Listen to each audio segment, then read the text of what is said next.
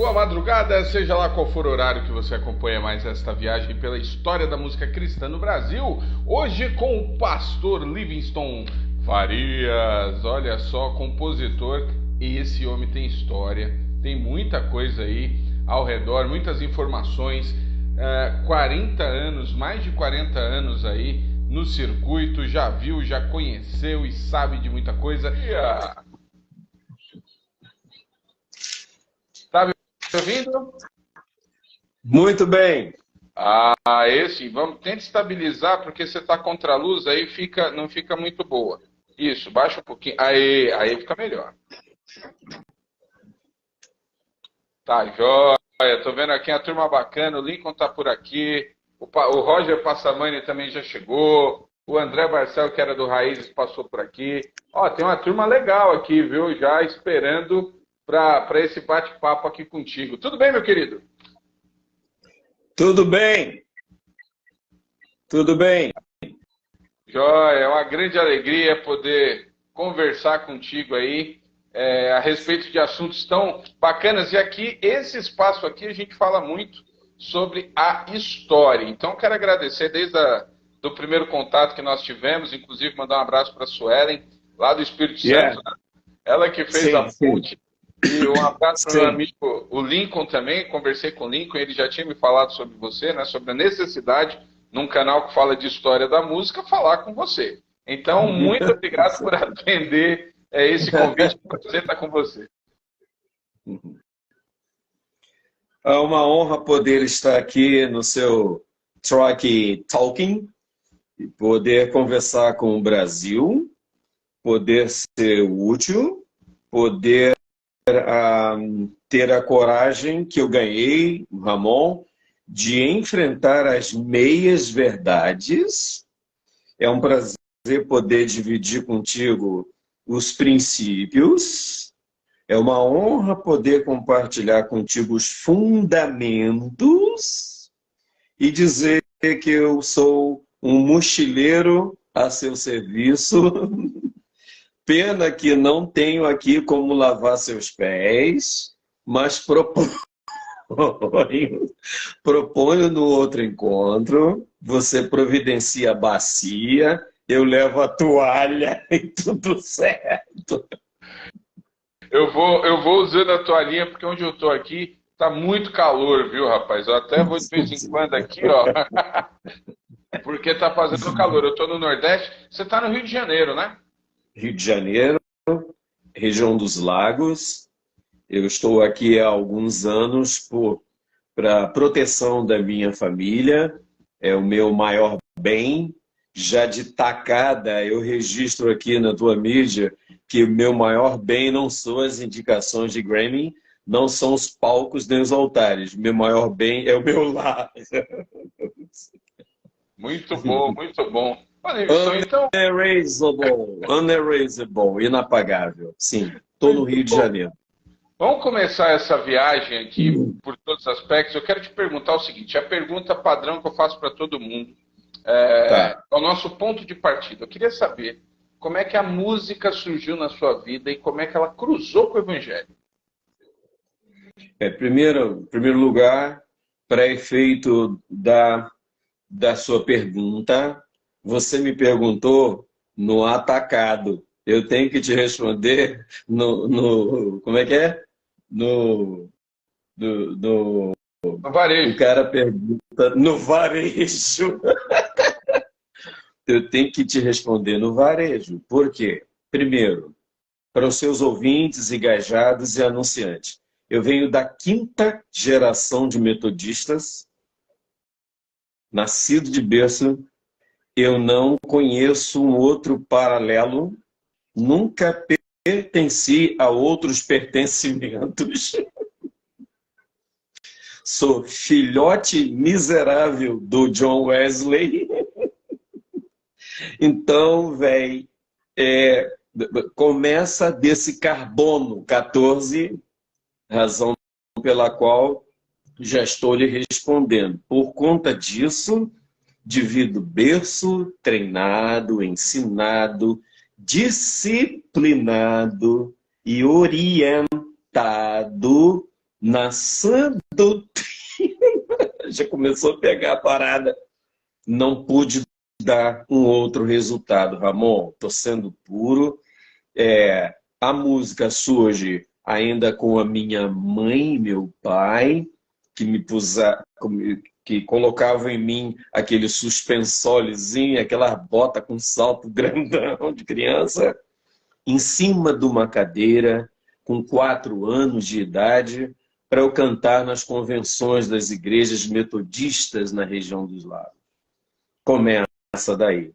Lá para as tantas, o desdobramento 2 foi: de repente eu descubro, os meus ouvidos descobrem o Novo Alvorecer e o VPC. Quando eu dei, como tal qual Flávio Venturini pegando o empréstimo, quando eu dei por mim, entendeu? Quando eu dei por mim diante do Novo Alvorecer e do VPC, que é Vencedores por Cristo, disse: me achei. E ali, aquela turma, Bomilcar, Guilherme Kerr, me forjaram o Livingston que eu sou hoje. Ele, Guilherme, Bomilcar, o Paulo César e o menino do Grupo Elo, Jairinho. Do Novo Alvorecer é o Daniel, né? O Daniel do Novo Alvorecer, justo. Te respondendo e já resumindo, aí se deu o meu apego à música enquanto similaridade, enquanto assimilação, enquanto mentoreamento. Esses caras foram os meus mentores. Daí eu comecei cantando muito, disputando campeonatos de música sacra, era o nome, né? Festivais de músicas sacras, por tudo quanto é canto. Batistas, presbiterianas, mas não tinha nenhuma noção do desdobramento dessa coisa, onde é que isso pararia um dia, chegaria um dia. Portanto, esse é o meu berço parcial para lhe responder em parte, em tese. É curioso. Então você tem essa questão nos metodistas, você com certeza tem a questão da música sacra, tradicional. Vencedores e o próprio Alvorecer, eles vêm com a questão mais MPB, então até porque se você falou do Novo Alvorecer e Vencedores, a gente está falando de anos 70, que é a década do Novo Alvorecer, é a década de 70. Então você tem um início, essa base do Guilherme, assim, é na música popular, é no violão. Você já citou o Flávio Venturini, né? Mas ao mesmo tempo, eu sei que você é muito antenado com a questão da música que vem de fora, né? Com certeza a Maranatha Music entra nesse processo seu também ali, né? Não tenha dúvida, porque o Maranatha Music, como você sabe bem, e eu tenho lhe acompanhado, e prestigio o teu intelecto. Ponto 1. Prestigio o teu intelecto. O Maranatha Music, como você sabe, ele ajudou aquela geração do Brasil a forjar as estéticas. Foi o forjamento da estética da música cristã. Pois, você sabe bem, não existia o tal do gospel. Era música evangélica, música cristã. Portanto, Maranatha Music vem, traz essa proposta junto com o Rex Humbard. O Rex Humbard, com aqueles domingos da manhã, né? Something beautiful happened me, this paradise of me, be understood and forfeited. Aquilo ali, domingo de manhã, era o meu café. The something beautiful for my life. Aquilo ali eu bebia o negócio e eu estava começando no meu leito infantil a entender a forja da estética da boa música, né? Aí eu termino, que juntou a questão do unplugged, do VPC e dos meninos do Brasil com a forja estética, com a beleza gringa, vinda daquele tempo dos anos 70. Aí, meu amigo. Coisa incrível. Passando aqui o pessoal do Kadosh, o Silas. Olha Que aqui. isso, Silas Furtado? Silas Furtado. Cristo faz a cabeça. E o coração. Vendo Pai alegre. Caraca, Silas, meu irmão, meu Deus, continência, ó. Show de bola. Ô Livson, então você começa a participar dos festivais. Em que momento, mais ou menos, você, inclusive, vem a questão, porque você é compositor. A composição, ela surge com você em que período dessa, como você colocou aí, né, da tua escola, que você está aprendendo, está adquirindo as fontes, em que momento você começa a compor? Eu começo a compor nos anos 70, aos 15 anos. Nesse período, bacana a sua pergunta, nesse período, era eu e o Milton Jorge. O Milton Jorge era de Sinal de Alerta. Nossa, meu grande guitarrista. Pô, espetacular, né? O Sinal de Alerta era o Led Zeppelin do Rio de Janeiro, assim, mal comparando. Então, o Milton Jorge, ele tinha uma banda chamada Osana, Grupo Osana, na Igreja Metodista Wesleyana. E eu tinha o grupo Shalom. O Milton Jorge com 18 anos, eu com 16. O primeiro festival regional sacro da música evangélica deu Milton Jorge em primeiro lugar e eu em segundo. Aí, o Milton Jorge levou o troféuzinho, daquele de lata. Quando não era Sinal de Alerta, era Conjunto Osana. Quando, diante de um ginásio lotado em Niterói, aos 16 anos, eu tiro em segundo lugar, enfrentando o Milton Jorge do Conjunto Osana, eu disse, caraca do céu, esse negócio, esse trem é legal. Daí nasceu a aptidão por escrever, por juntar aquilo que era do intelecto, beleza? Para a escrita. Aquilo que foi a forja do Maranatha Music, do VPC e do Novo Alvorecer, começou então a se transformar em escrita, em poesia. E isso tudo foi então trazendo a questão de autoral, né? Da experiência autoral, aí termino, mesmo precocemente falando, né? Então tem muitas canções minhas que nasceram precoce, porque tudo foi um tempo de muito aprendizado e tudo muito, muito simples, né? Muito regular, mas muito bonito e com a presença de uma pureza absurda que não tem hoje. A gente vai chegar nos dias de hoje, o cenário mudou demais. Mas pegando esse, da maneira como você está colocando, aí, Milton Jorge, a primeira fase das bandas de rock, que o Sinal de Alerta, inclusive, eu nunca sei se eu coloco o Sinal de Alerta na primeira geração, na segunda, porque o Milton mesmo disse que eles formaram o Sinal de Alerta depois de ver o Rebanhão tocar. Então é aquela influência direta do Rebanhão. Mas na virada dos anos 80, acontece algo interessante, principalmente com Vencedores, que você reverenciou muito. Vencedores se desassocia um pouco daquela questão americanizada, investe profundamente na MPB. Coisa que não acontece tanto, por exemplo, com Elo, né? O Jairinho era mais assim, pé no chão, mas o Paulo César, muito tradicional, então não tem essa mudança tão grande. Mas Vencedores acontece. Ao mesmo tempo que Vencedores mergulha na MPB, no começo dos anos 80, a gente tem o Janires vindo com força numa questão completamente rock.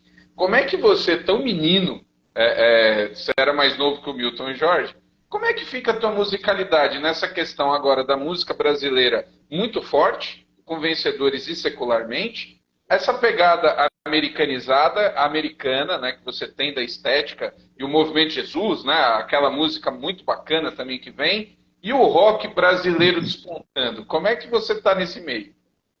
Então, assim, novamente, reiterando, parabéns pela pergunta, super estética, mas assim, aguda, como um atacante, como um Zico, como um dinamite, muito bom, você pode acreditar, que o período da transição entre a coisa sacra e o fusional do Janires, porque o Janires vem antes do Rebanhão, e ele então dá o start do Rebanhão junto com o Pedrinho, aquela galera que você já conhece, Carlinhos e tal.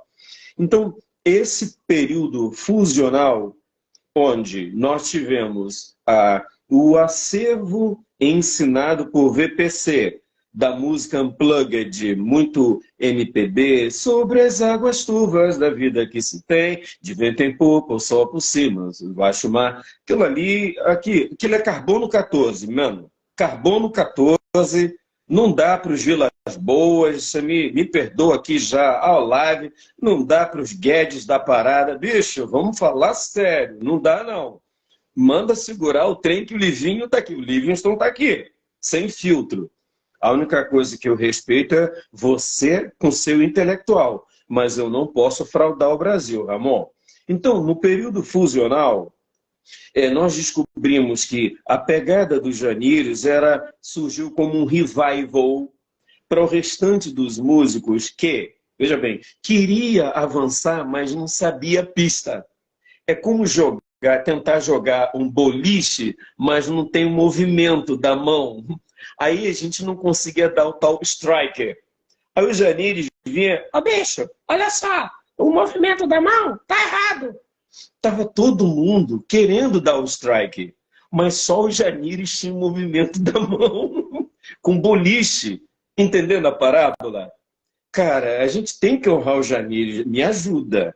Então, o Janires, ele veio para ensinar a mudança para o fusional, para o fusion, para que os músicos daquele tempo, que estavam surgindo na mesma contemporaneidade, entendessem como dar o striker para mudar, para acertar o boliche da parada.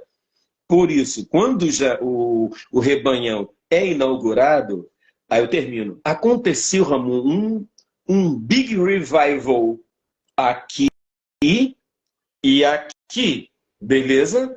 Porque o coração se encheu de uma new hope, de uma nova esperança, de uma perspectiva, e a mente ligou o plug. Então, Janires, ele foi o prossecutor desse tempo fusional, e ele nos aspas, o verbo, ele nos ensinou o caminho para os novos strikes. Nesse item, nesse gap, estava eu. Por quê? Aí eu termino a curiosidade. O Janires, ele participou durante muito tempo da Missão Volante de Cristo, onde eu era seminarista, junto com o pastor Tim, Júlio, pastor Manel, aqui no Rio de Janeiro. Então, o Janires começou, antes do Rebanhão, ele gravando as fitinhas cassete dele, e naquele período, o pastor Júlio, ele tinha aqueles aparelhos doados pelo Christ for the Nation, entendendo? Lá em Dallas, Texas, multiplicadores de fita cassete.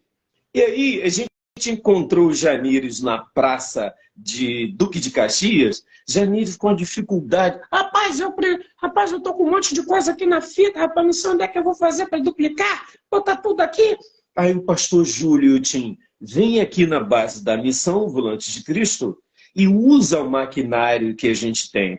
O maquinário, eu termino, eram 2 maquinetas pequenininhas, duplicadoras de cassete. Janires deitou e rolou, irmão. Níveis, e o incrível, uma das fitas, eu não sei se eram mais, mas uma das fitas, o Janires grava em São Paulo, lá com aquilo que viria a ser a banda rara, com os Liache, os filhos do pastor Pedro.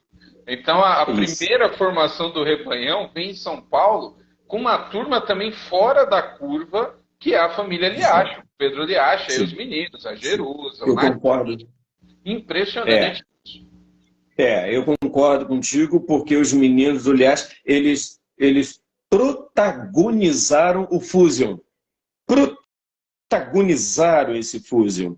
Mesmo estando fora da casinha, eles foram os mochileiros que levaram essa proposta. Aí uniu Rio e São Paulo. Lá, eles entenderam o fusional do VPC e do Novo Alvorecer e do Bomilca, E aqui a gente entendeu o fusional do Feliciano Amaral, do Oséias de Paula, da Chile Carvalhais, e fizemos essa, vamos chamar, transição. Aí eu reitero, no meio dessa transição, achamos o que eu chamo de apóstolo Janires, entendeu? O apóstolo do dó maior, vamos dizer. O apóstolo do bemol no Brasil tem um nome, Janires. Ele sim, foi o forjador dessa coisa que me fez entender entre aquilo que era MPB, aquilo que era sacro e o fusional. Juntamos essas três ferramentas para evoluir com naturalidade os caminhos da música evangélica. Eu que te dou parabéns. É engraçado porque a gente está vendo o surgimento de uma cena, né? Dos anos 80 ainda. Estamos começando a criar a cena dos anos 80 aqui na conversa. Mas olha só, outro mito que está chegando aqui é o Ginaldo de Sá aqui. Olha só, com a sua voz, né? Ele que tem aí o Rock e Fé, um perfil muito legal, manja muito aqui de história também. O Naldo, né? Naldo de Sá. Grande abraço, meu querido. Você tem até para a gente falar da pluralidade e de como você tem muita coisa ao mesmo tempo. Porque a gente tem toda essa profundidade da música, da MPB, que eu acho que é a única época, posso estar equivocado, mas como você viveu isso, você pode dizer se eu estou no rumo ou não. Eu acho que a única época que a música cristã, em termos de qualidade, técnica, eu acho que hoje a gente tem, tudo muito desenvolvido. Mas de qualidade, assim, que você bate e diz, está pau a pau, é a época da MPB de Vencedores, do Jairinho, com a MPB secular. O que o Sérgio Pimenta faz, o Milton Nascimento está fazendo com o Clube da Esquina, Minas Gerais. É muito parecido de qualidade. Eu acho que nunca mais a gente vai ter a mesma fase no tempo. Por quê? Na música cristã você tem um delay. Então, o rock cristão começa a surgir nos anos 80, mas ele explode nos anos 90. Né? Que no secular, o rock brasileiro é da década de 80. A gente tem um delay. Mas na MPB está na mesma época. Está tudo ali. No início dos anos 80. A gente tem a turma da MPB brilhante. A gente pega o pessoal dos Liache ali, e que vai resultar no Kadosh, por exemplo, né? Que pega aquela questão do Earth and the Fire, do Black, do Soul, e eles trazem para o Brasil no gospel também com a qualidade absurda. E o Janires que vai para essa mistura do rock também, um rock surgindo muito, muito movimento de Jesus, né? O que vem ali dos anos 70, aquela coisa. Então a gente está numa época de pluralidade assim impressionante, ainda nos anos 80. E qualidade, é por aí? Veja bem, eu vou te responder vou tentar responder com presteza e agudismo da coisa. A sua menção no páreo entre o acervo do Milton Nascimento e o acervo do Pimenta e do Bomilcar e do Dimas Pesato, aquela tribo ali, na linha do tempo, mostra uma coisa que eu quero deixar registrado nessa live, Ramon, e você me dê habeas corpus. Veja bem, eu te respondo assim, e sem fraude aos intelectos aí dos seus anunciantes e engajados.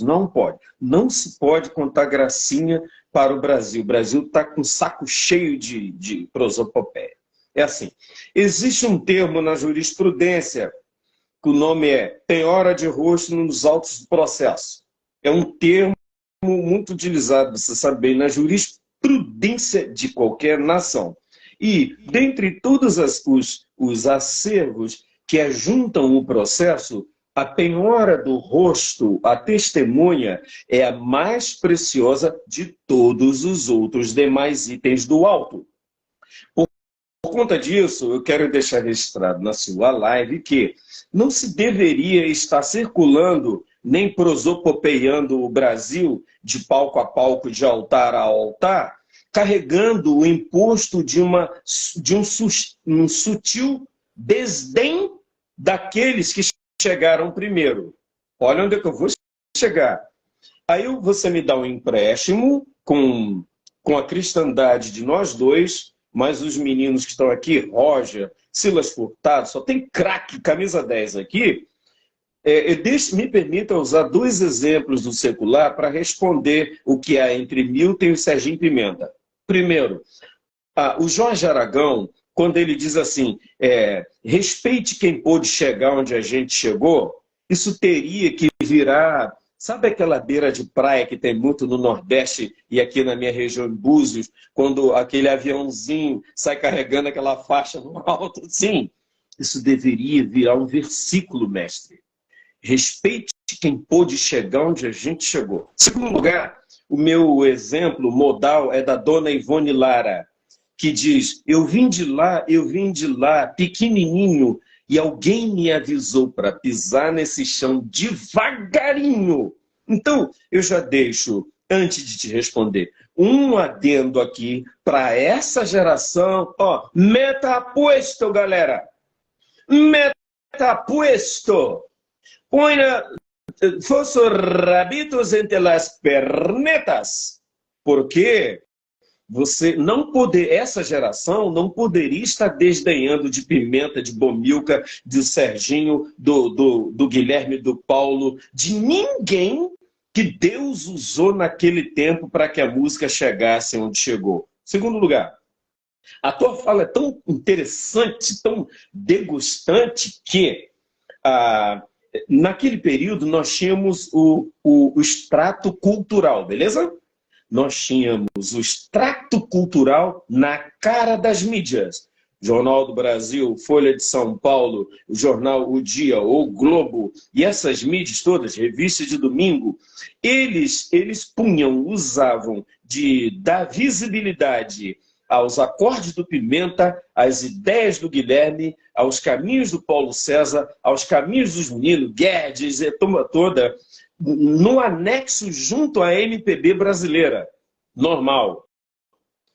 Você imagina hoje o tamanho do buraco e da cratera, da gap que a gente se meteu por falta disso. Então, já estamos no meio dela, de um buraco cultural sem tamanho, de um amovediçamento poderoso, da falta de senso cultural, de construtividade intelectual para boa música. Isso está nos deixando de cara diante de um deserto do Atacama, um deserto do Namíbia, sem proporção em relação aos tempos atrás. Termino. Não é que sejamos assim saudosistas, tu e eu e os meninos que estão aqui. É que, veja bem, se essa turma acha que é Moisés, eles deveriam parar diante da sala e da mesa de Jetro para ouvir como é que se liberta um povo, velho. Rapaz, olha só. E isso é porque a gente está discorrendo ali o que aconteceu, a turma que está chegando agora, o que aconteceu ali, o cenário do início dos anos 80. E engraçado, assim, não é engraçado, na verdade, quando a gente pega algumas figuras, é pouco, né? A gente está falando de uma década. A década de 80 ela é muito importante, mas ela não é a década chamada comercial. As bandas começam a surgir e, por exemplo, você vai ter acesso a estúdio. Você começa a entrar nesse universo das gravações quando? É nos anos 80 ainda? Que você de fato começa a ver a turma? Porque isso não vai acontecendo de maneira comercial, né? As gravações elas vão surgindo literalmente para manter a questão do evangelismo. Sempre houve alguém para ganhar dinheiro. Claro que sempre houve, já existiam gravadoras. Mas o movimento não era pautado pelo desejo de estar gravando e na frente do palco. Como é que você entra na questão desse universo das gravações? Bem, então, eu relatei lá atrás, o Lincoln Lira está aqui, eu quero deixar o acervo do meu carinho, do meu abraço, do meu respeito, da minha admiração por esse ruivo do céu, né? O Lincoln Lira é um cara surreal, ele é surreal, maravilhoso, foi o mentor de uma das bandas maravilhosas aqui no Rio de Janeiro, deixo aqui essa assinatura. Lincoln, beijão. Então, deixa eu seguir sua fala. Disseste com razão. Aquele período onde a gente começou a frequentar os estúdios, interessante, eram os mesmos estúdios que esses artistas frequentaram. Eram os mesmos estúdios que esses artistas frequentavam do secular. Então, tinham 2 estúdios no Rio de Janeiro, 3 muito bons. Para lá iam o Rebanhão e a Banda Fé. O primeiro grupo com o sufixo banda do Rio de Janeiro. Então, onde gravava Peninha, onde gravava Lincoln, Olivetti, atrás da Central do Brasil, no aterro do Flamengo, perto da Rede Manchete. Esse é o ponto 1, porque frequentávamos a mesma casa e tínhamos um comungamento, pois a música cristã, naquele tempo, era muito bem respeitada pelo secular e admirada por conta do fusional, das riquezas, da mensagem. Em segundo lugar, havia uma paixão missional avassaladora, que era como o prumo, o pêndulo, que media as nossas temperaturas. Era o termostato e o termômetro da coisa. Nós realmente éramos aplicados à questão missional e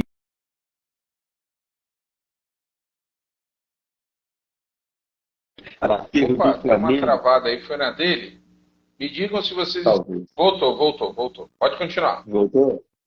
Então, nossos palcos eram a rua e os morros e as comunidades. Nesse ínterim, eu preciso lembrar do Paulo César Graça e Paz, que vem e faz uma baita revolução desmedida, acendendo o pavio das bandas, fomentando o nascimento de outros grupos e mostrando o caminho para a comunicação. Não eram as mídias, era a rua. Já naquele tempo, nós começamos a entender que o lugar da nossa música era na rua, pois era o melhor palco de hospedagem que tínhamos, pois as rádios eram caricatas, simples demais. Cumpriu o seu papel apenas de dar, não visibilidade, mas de comunicar mensagem. Uma coisa era a visibilidade, outra coisa era a mensagem para comunicar. Hoje, a turma está atrás de arrastos e visibilidade, mas a mensagem, Então, terceiro lugar, eu termino.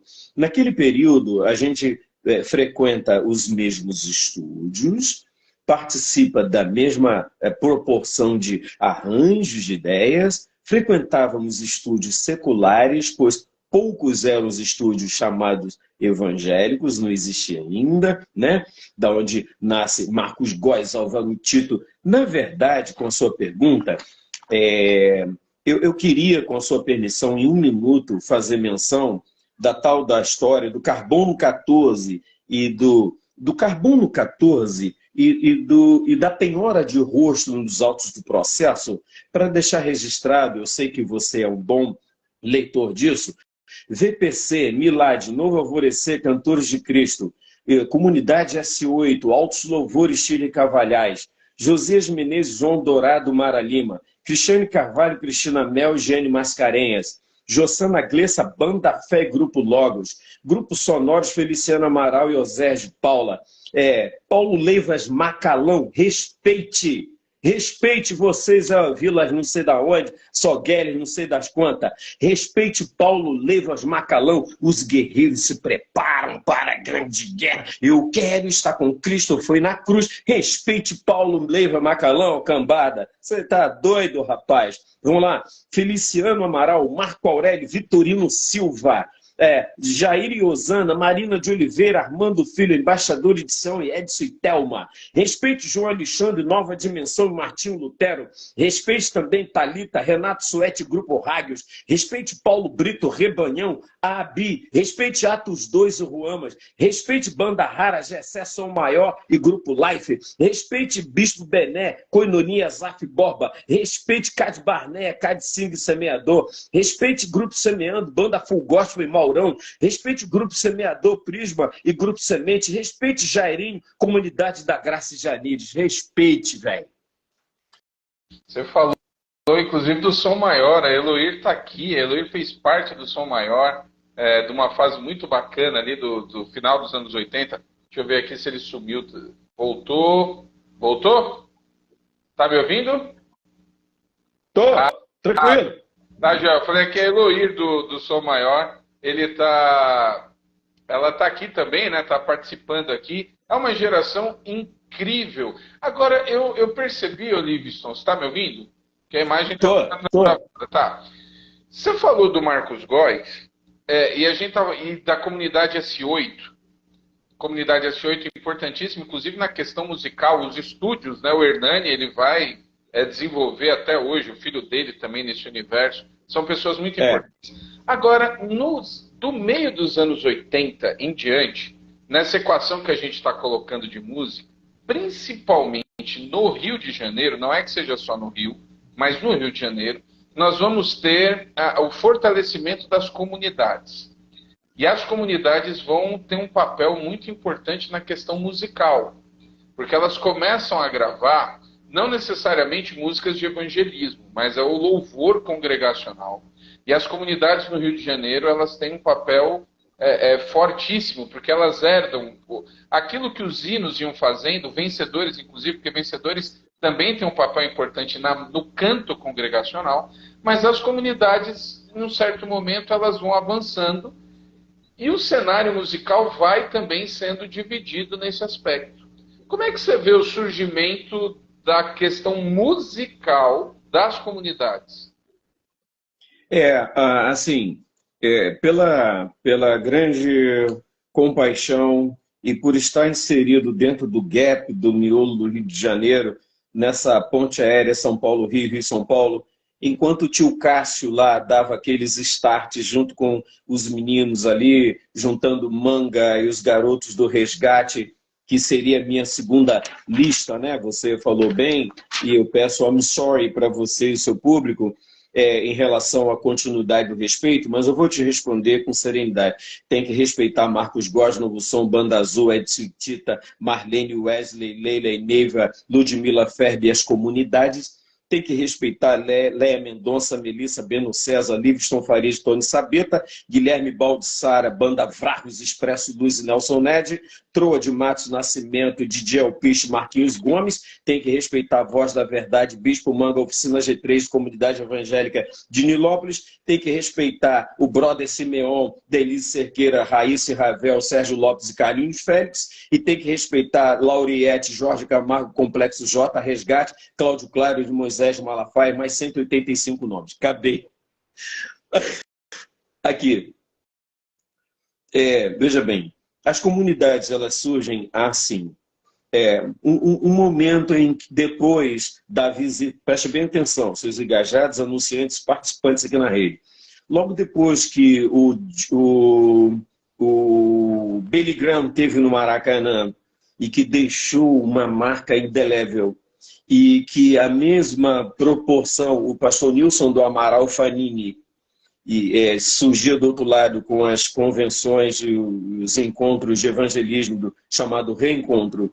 Então você tinha Billy Graham, Nilson do Amaral Fanini, depois você tinha o Caio Fábio de Araújo Filho, no seu tempo áureo. Estou falando que eu vivi com o Caio nos tempos áureos. Deixa a ressalva aqui, beleza? A Vinde, a época da Vinde. A época da Vinde. Caraca, era doideira. Então, no tempo desses, e depois que o Jim Swaggart teve também no Maracanã, esses 5 movimentos, juntando com o Bernard Johnson da Assembleia de Deus, então você tem, vamos lá recobrar a memória aqui, o Bernard Johnson, o Caio Fábio, o Nilson do Amaral, o Fanini, e você tem o Hidekazu Takayama, você tem o James Swaggart e você tem o Billy Graham. Esses caras, eles mexeram com o consciente coletivo congregacional. Pois aquilo que eles produziram no para-eclesiástico, beleza? Eram agências para-eclesiásticas. Aquilo que enfervescia no para-eclesiástico acabou migrando para dentro das igrejas como uma forma de, pô, e agora? Não teremos aquilo lá fora, aqui dentro, num culto? Então, isso que me apertou um novo display, e alguns líderes das comunidades, das igrejas, foram ganhando tal despertamento espiritual para ativação ou reativação dos seus cultos locais.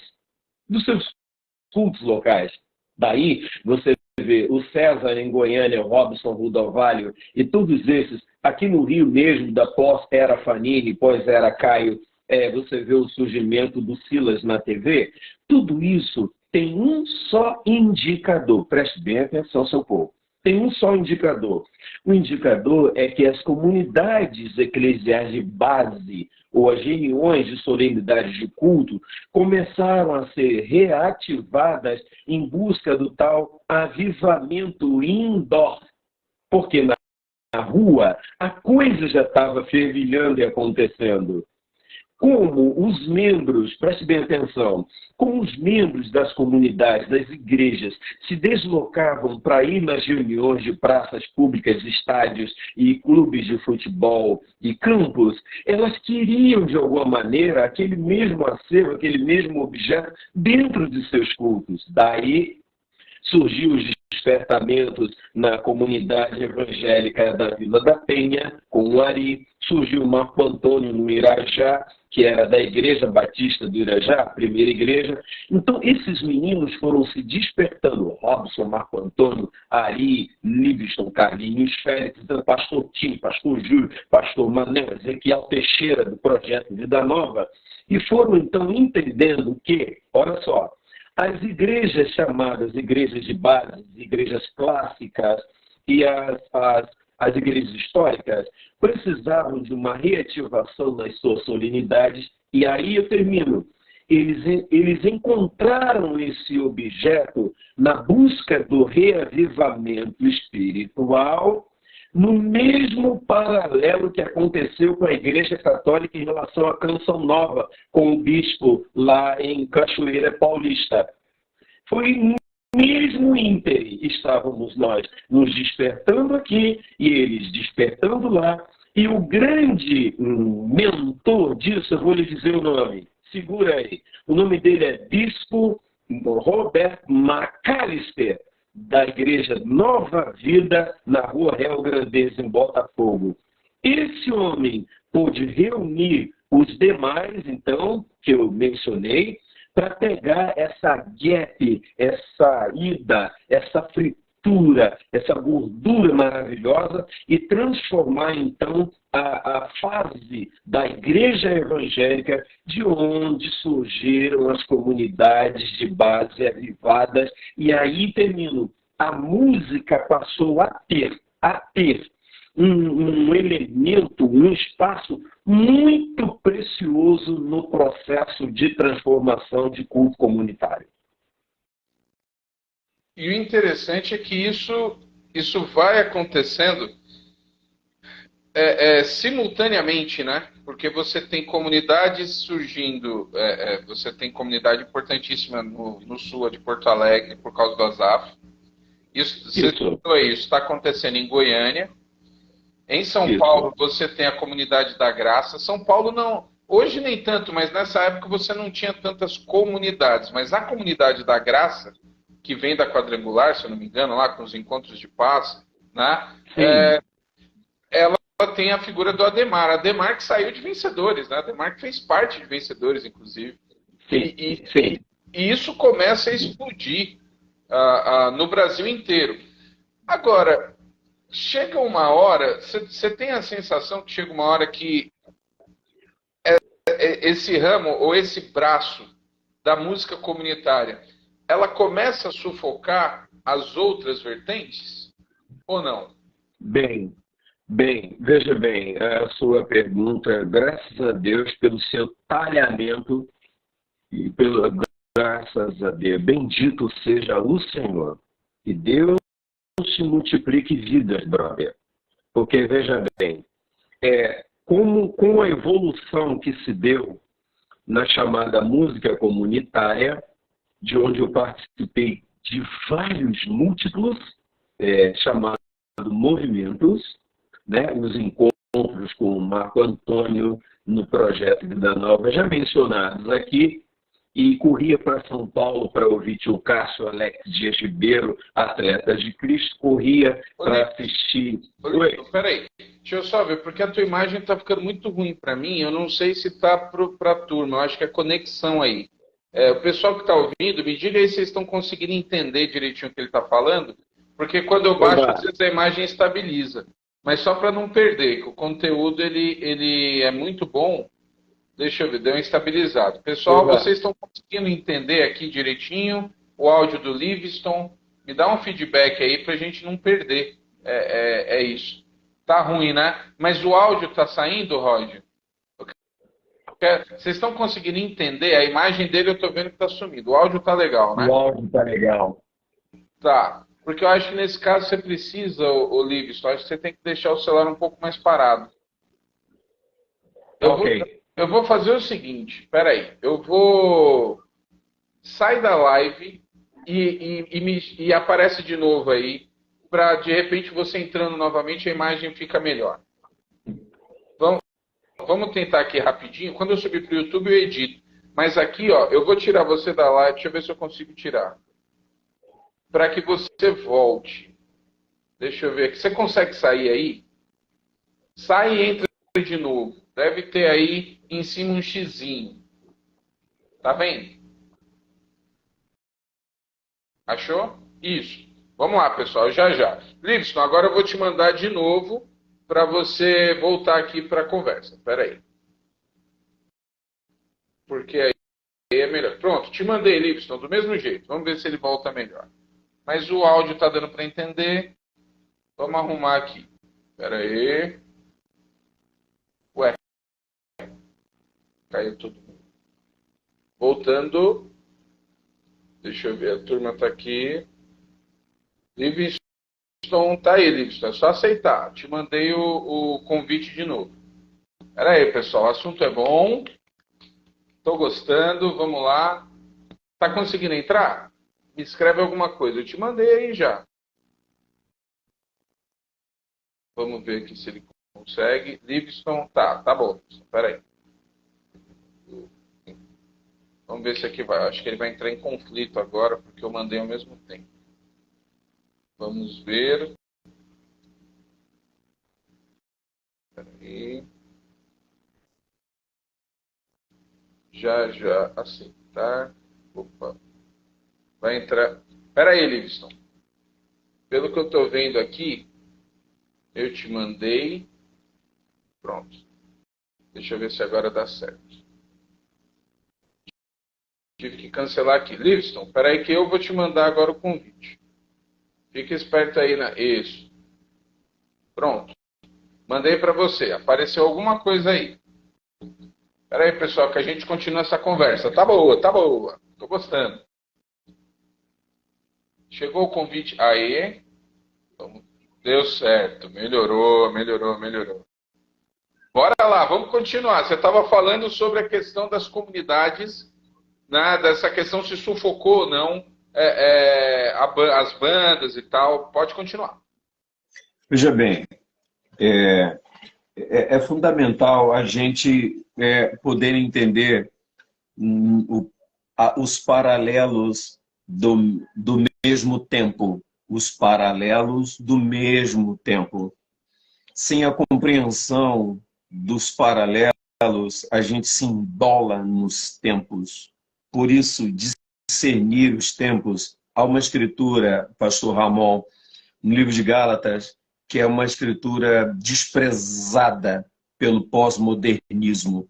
É a escritura em Gálatas 5, que ele diz: observai tempos, dias, meses e anos. Caraca, isso aí é atemporal. Por conta disso, em nome disso, eu respondo para o teu público e para os engajados aqui. Ó. Miriam entrou, Roger que está aqui, Lincoln, assim. Em primeiro lugar, quando o povo de Deus ganha a compreensão da necessidade dos ciclos, isso cai como uma construção positiva. Construção positiva. O que é a construção positiva? Ela começa na compreensão dos ciclos e ela ganha sua plenitude na aceitação das eras. Então, por conta disso, o crescimento que acontece nas músicas chamadas comunitárias, ele jamais conflitou com quem quer que seja, pastor Ramon. Ele não conflitou. Na verdade, era, sem ser piegas com o teu público, era o Espírito Santo ali forjando uma nova fase, um new time, um new season about. Era uma nova estação. E as rédeas, quem tem isso nas mãos é o Espírito Santo. A gente não pode desmedir isso. Então, por conta disso, quando a comunidade cresce, eu perguntaria para o teu povo, para os teus engajados, não é isso um sinal de vitória, um símbolo maravilhoso? É. Por quê? A Inódia, ela acaba cobrindo o Brasil tal qual as águas cobrem o mar, porque você tem agora dois movimentos, vamos supor, você tem um movimento externo de praças, clubes, campos, e você tem um movimento indoor, é onde as igrejas, o culto está pegando fogo com a tal renovação espiritual e movimento carismático, busca pelos dons e tudo que você e eu já sabemos, o teu povo também. Bem, as bandas chamadas grupos e bandas, elas não entraram em rota de conflito com esse movimento. Na verdade, o que aconteceu com as bandas, na minha humilde opinião aqui, Adriana e Roger, foi como a música ela é comparada ao poder do sol. Agora, preste bem atenção ao teu público aqui, pastor. A música ela possui pelo menos 5 grandes ciclos. Cara, eu não poderia estar falando isso se eu não fosse licenciado em etimologia musical pelo John Haggai Institute. Então, eu não vou flertar teu povo, eu não gosto disso. Mas há de se declarar que nós perdemos o capital da influência no momento em que começou a despertar o interesse das chamadas novas mídias e emissoras de rádio. Estas sim, quando entram, elas começam a focar nas comunidades por causa do arrasto que elas fizeram de seus pastores, então, que estavam se tornando protagonistas daquele movimento, para dentro de suas emissoras, para proceder programas de emissoras de rádio. Então, esse pastor, assim aconteceu com o Toque no Altar, que era o Marcos Gregório, aconteceu com Marcos Antônio Peixoto, aconteceu com Ezequiel Teixeira e todos os amigos meus, colegas. As emissoras descobriram o potencial das igrejas, por quê? Porque na hora que as emissoras de rádio tinham que realizar eventos externos, veja bem, quem realizava eventos externos eram as bandas. De repente, entrou as emissoras. Então, Canta Rio, Quinta da Boa Vista, Largo aí do Pichinche, São Paulo, aquela marcha. Quando essas coisas começaram a acontecer, as igrejas locais cresceram seu poder de arrasto e convergência. Por conta disso, as emissoras trazem os pastores, os líderes desse movimento para ter seus programas de rádio, porque o consumo da audição e a plateia, e isso cresceu assustadoramente, concomitantemente, as bandas se viram perdendo, vamos dizer, pouco espaço com a chegada dos hinos comunitários. Então, as músicas de evangelismo descem de platô e as canções comunitárias sobem de platô. Houve um season, houve entendeu, né? Então, houve uma troca de estação, mas nisso ninguém ficou sublevado, ninguém foi diminuído. Foi apenas uma ocasião onde o dedo de Deus virou o gap e as coisas foram repaginadas em todo o Brasil. Mas há de registrar um negócio. Assim como o Sol vai perdendo o seu hélio e o seu hidrogênio e na sua força de produzir calor, a música também é similar ao Sol nesse aspecto. Tanto é que o quadro atual, escutem seus engajados, o quadro atual da nossa música é uma demonstração que ela está perdendo hélio e hidrogênio e oxigênio e muito. Portanto, ela não produz mais calor. Ela produz meras e passageiras temperaturas, mas ela já não pode mais ser considerada um sol que bate e aquece e provê claridade e expulsando o breu das coisas. Nisso aí, as comunidades também vieram a perder. Você vê que houve um upgrade nas canções comunitárias, depois um degrade, uma descida. Houve uma descida das bandas e houve uma estagnação das mesmas bandas. Hoje temos poucas e quase nenhuma bandas. As comunidades mudaram com a chegada do louvor extravagante, da chamada adoração extravagante, que eu tive muita crise pessoal nesse negócio, confesso aqui, estou tentando responder. A chegada... Ô, Livingston, mas assim, vamos pegar o gancho aqui histórico, porque o louvor extravagante, ele vem, é uma palavra assim, né, que alguns gostam, outros não, ele vem na sequência cronológica da explosão das comunidades. A gente tem, pelo menos eu sempre vi isso, a gente tem um momento muito importante nos anos 90, que você colocou aí na tua fala, que a música comunitária ela vai para o mainstream. A gente tem a música pentecostal. A música pentecostal ela é impressionante, porque ela sempre teve o mesmo engajamento. Né? Você pega lá de Oséias de Paula, passando por todo mundo, até a música pentecostal hoje, é um fenômeno nisso. A Assembleia de Deus ela é poderosa na questão de como ela conserva, né, as coisas. Aí você tem a música pentecostal, você tem esses movimentos de bandas, você tem a música congregacional. No meio dos anos 90, a gente tem, eu sempre pontuo como um ponto histórico ali, a gente tem o surgimento da Aline Barros.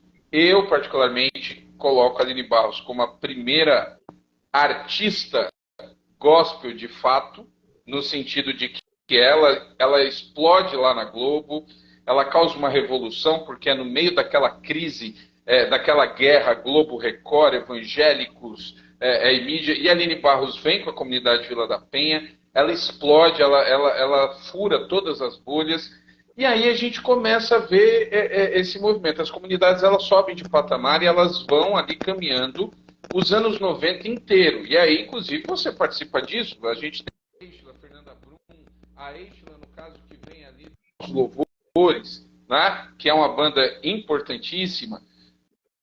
E no final dos anos 90, é uma estética não de conteúdo, mas musical, pelo menos eu vejo assim, principalmente por aquilo que está também acontecendo nos Estados Unidos. Você tem um núcleo muito forte em Belo Horizonte, começa a surgir um movimento diferenciado, mais comunitário.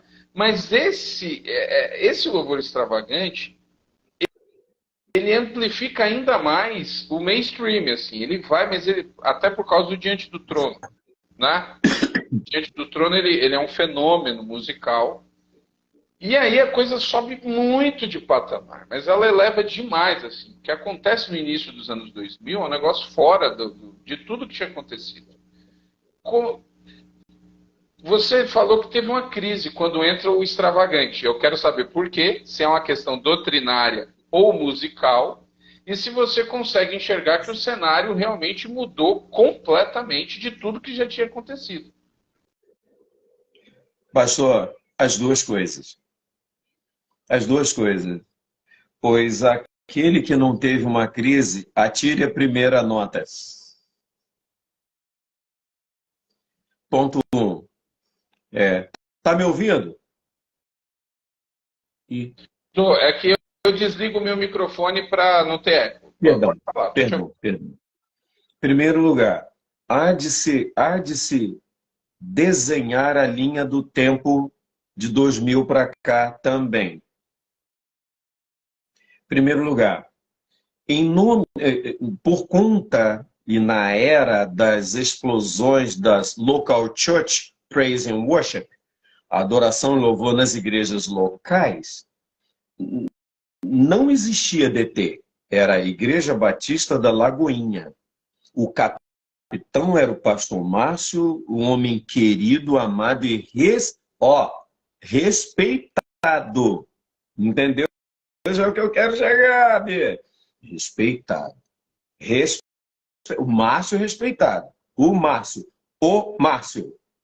Quando isso acontece, o que simultaneamente houve uma terceira explosão. Qual foi? Você sabe bem, seus engajados também. O pastor José Diogo aqui do Espírito Santo entrou, quero deixar um beijo para ele, cara topíssimo, meu ajudador. Qual é a terceira explosão? É a chegada e o fortalecimento das plataformas digitais 2016, meado de 2016 para cá. Pegando 17, houve então uma geração que sai do banco de reserva. Do banco de reserva, eu estou usando a linguagem do futebol, mas arrogando que os que estavam jogando a partida já não prestavam mais para estar em campo. Aí vem Mioto, Pompeu, Pompeia, Eupídio, Eupidéia, Epimênides, vem todo mundo. Você pode acreditar. Podem me chamar no privado. Eu duvido que me chamem no privado, pastor. Negão, duvido que me chamem no privado. Eu estou sendo leal contigo, rapaz.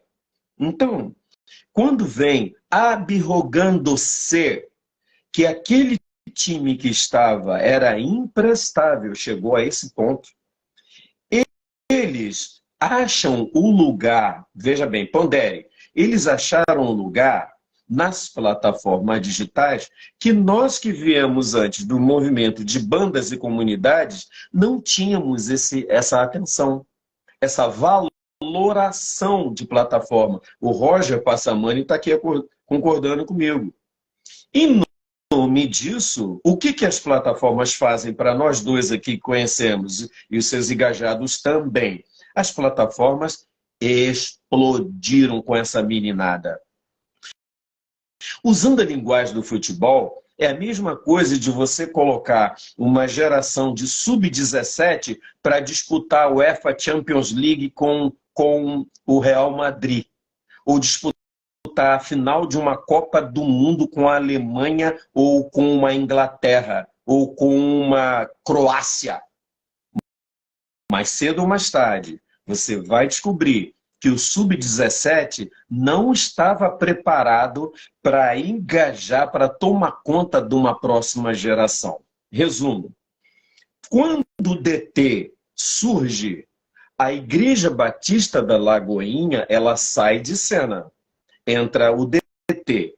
O apelido das siglas DT é Diante do Trono. Mas aqui entre nós, o Brasil precisa ser comendado ao saber que DT se tornou, na verdade, a maior máquina de produzir eventos por catalisação de dinheiro público do planeta. Assustadoramente, 5.730 municípios da nossa federação nunca os viram. E eles atuavam apenas nas capitais.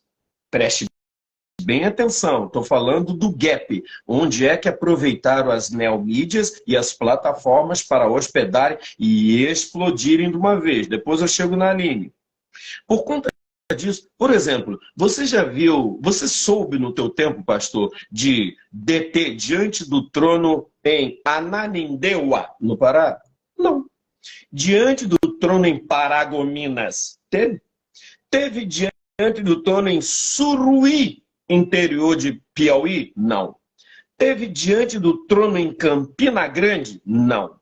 Teve diante do trono em Aracoiaba, Ceará? Não.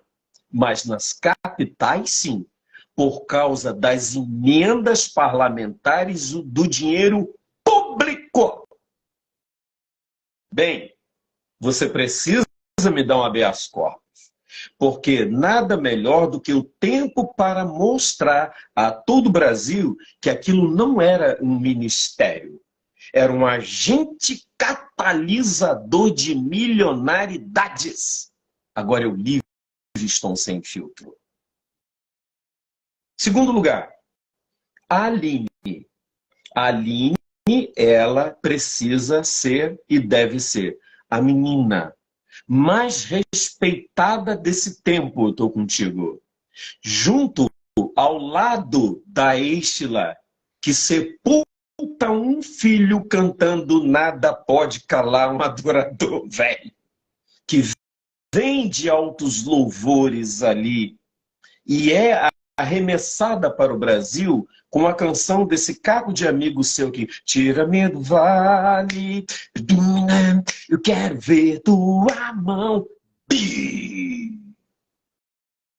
Hoje, pastora de uma igreja em Santo André, da denominação da DEVEC, Aline, hoje, pastora do lado do pastor Marco Antônio, do Gilmar, que é meu amigo, na comunidade da Zona Sul.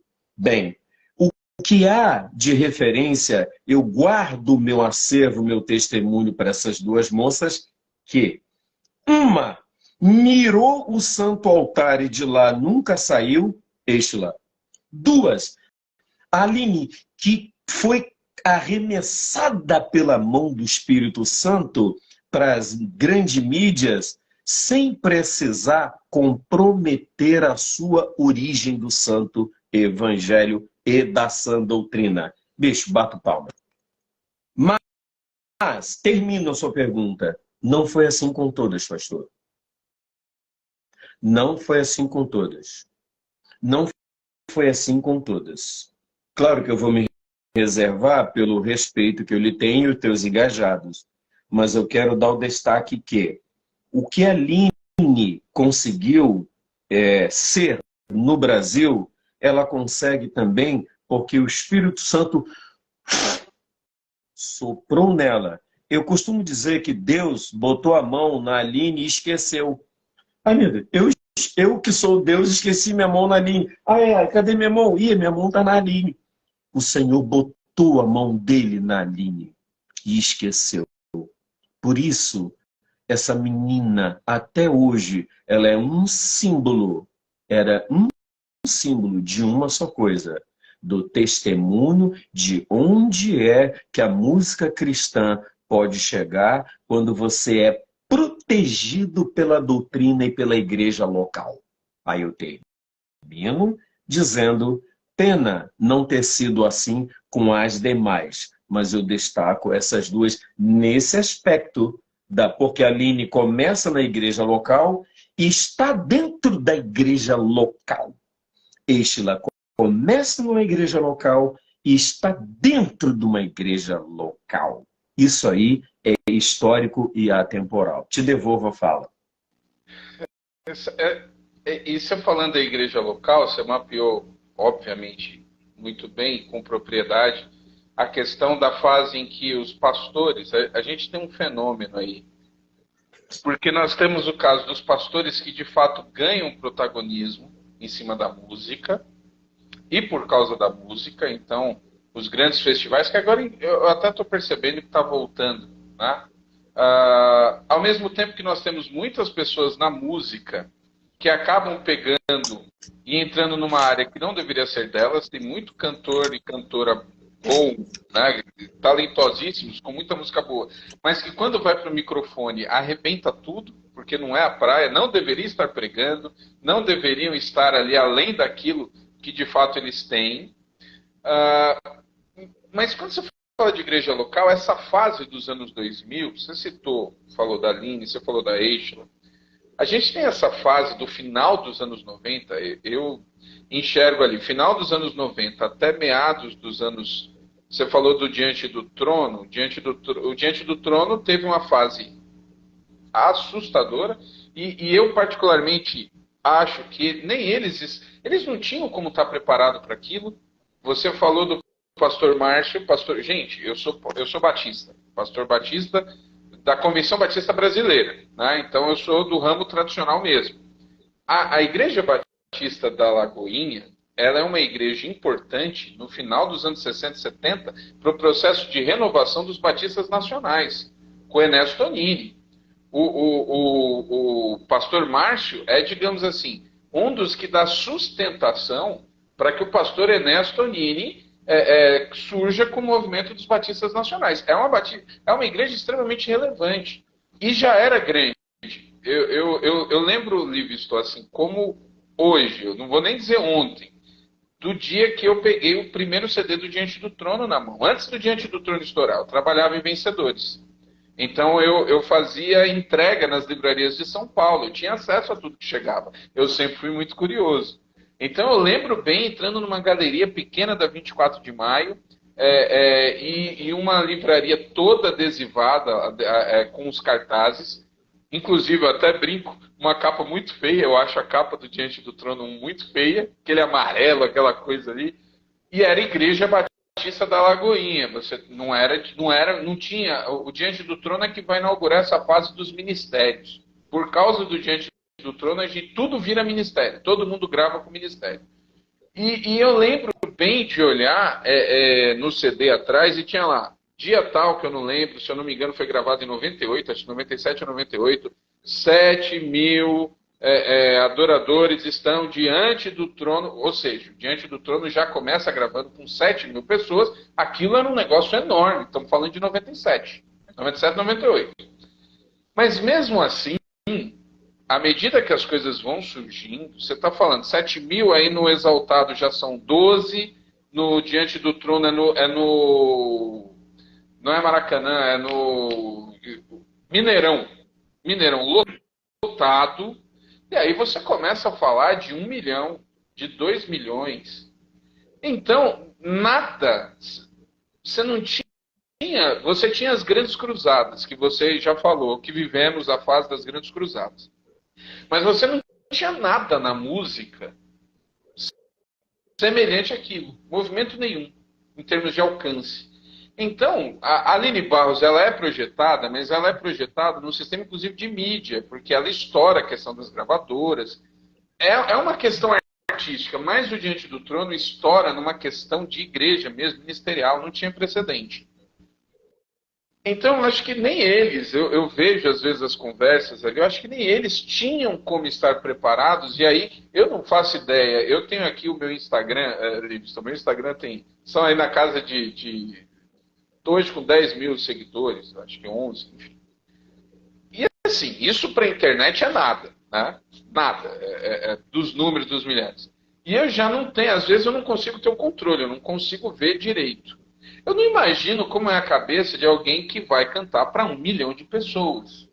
Eu não imagino, eu não faço ideia. Eu prego para uma igreja num domingo à noite com 400 pessoas. Já é um grupo grande.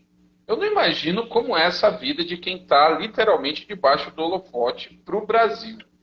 Então, essa fase de abundância que a gente vive global, estou falando até muito aqui, mas essa fase de holofote que a turma viveu no início dos anos 2000, porque aí tem um detalhe importante, mapeando no que você falou do tempo das mídias. Antes das mídias digitais, a gente tem a entrada da som livre com os dois pés na porta, eles entram no meio gospel ali, que já era um meio muito complicado, mas aí a gente tem cantor evangélico na Globo em todos os programas o tempo todo. Eu acho que é aí que dá o nó, né? Fica o negócio se perde de vez. Ou você acha que nessa fase a coisa já tinha estourado? Eu gostei do final da sua colocação. Veja bem, guardai tempos, dias, meses e anos, Gálatas. Apenas que músicos e sacerdotes e pregadores amordaçam Gálatas, essa epístola. Eu tinha essa lista aqui no meu rascunho para conversar com o teu público, assinantes engajados, sobre a rede Neurodagon. Neurodagon, pois nas três fusões que ocorreram, que é a explosão das comunidades versus bandas, as hospedagens de plataformas versus arrastos de multidão, e a inauguração, a reinauguração, a expansão do DT enquanto forja ministerial de catapulta, de arremesso, saindo de 6, 7 mil para 1 milhão, 2.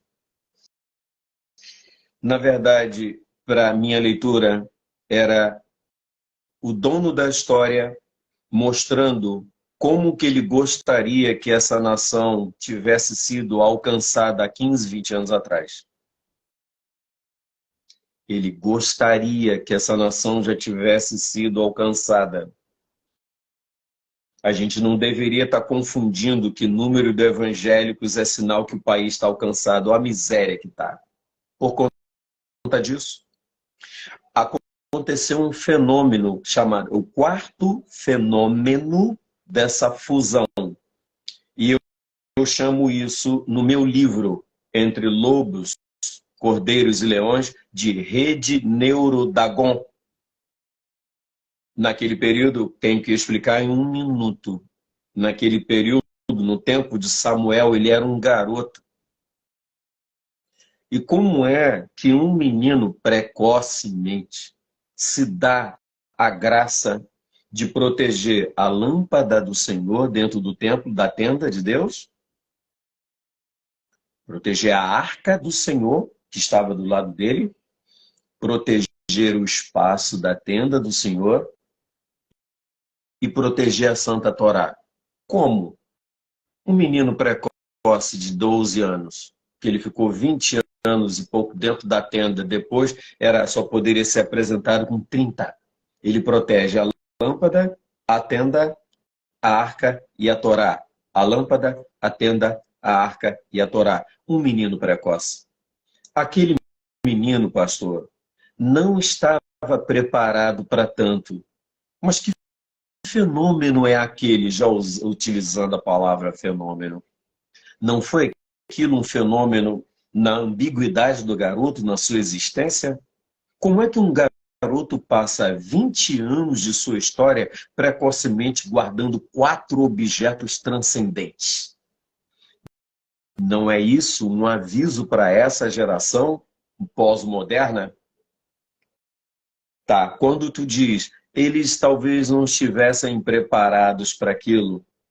Então, me acompanha na história. Portanto, o que salva você e eu e os teus engajados são os 2 retrovisores.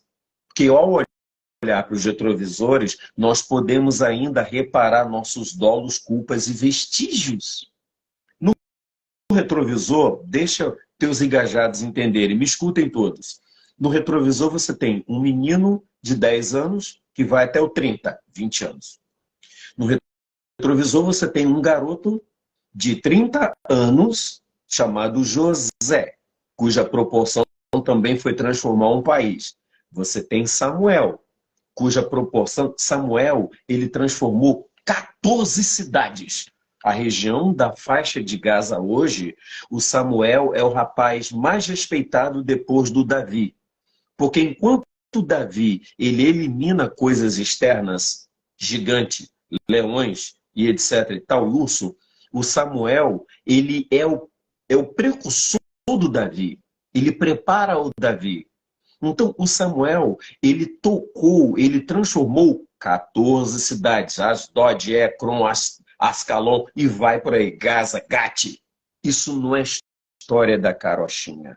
Aí você tem José, com 30 anos. O texto diz que José, em Gênesis 41, José com 30 anos é chamado para ser um governador dos Estados Unidos da América daquele tempo, Egito, da Inglaterra, de uma Alemanha, 30 anos de idade.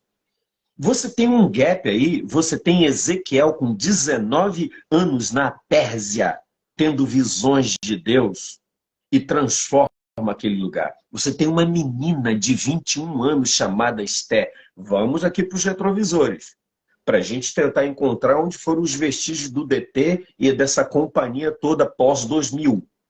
Você tem uma menina, pastor, de 22 anos de idade chamada Esté, que entra e ela atravessa Assuero, Xerxes, Artaxerxes, e ela salva o povo de uma forca de um genocídio internacional. Uma menina, velho,